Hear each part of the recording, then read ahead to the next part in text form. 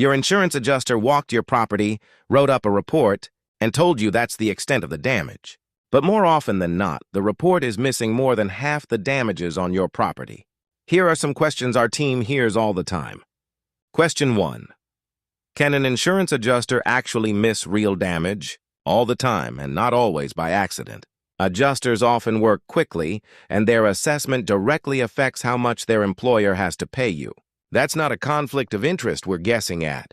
It's baked into the system. Question 2. What kind of damage typically gets missed? Water damage that's led to mold growth behind walls. Structural issues that aren't visible from a quick walkthrough. Roof damage that looks minor from the ground but tells a different story up close. These aren't rare exceptions, they're common. And they're expensive if they go undocumented. Question 3. Why does a second, independent assessment matter so much? Because it gives you actual evidence, not just your word against theirs, of the full extent of the damage. When an insurer tries to underpay or deny a claim, documentation is what turns we disagree into. Here's the proof. Question 4.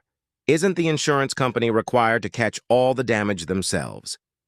They're required to act in good faith, but should have and did are two very different things when it's their money on the line. That gap is exactly where delay, deny, and undervalue tactics live. Here in Texas, after hailstorms, hurricanes, and severe weather events, we see this pattern constantly. An initial adjuster assessment that conveniently comes in low, followed by mold, structural, or roof issues that surface months later. By then, insurers try to argue it's a new problem, instead of what it actually is, damage they should have caught the first time. At StormLex Law Group, we routinely order independent property damage assessments for clients, specifically because we've seen how much gets missed or left out the first time around. Flores, Manuel Pelaez-Prada, and Jake Rogiers represent property owners across Dallas, San Antonio, Austin, and all of Texas and Oklahoma who suspect their insurance company didn't tell them the whole truth about their damage.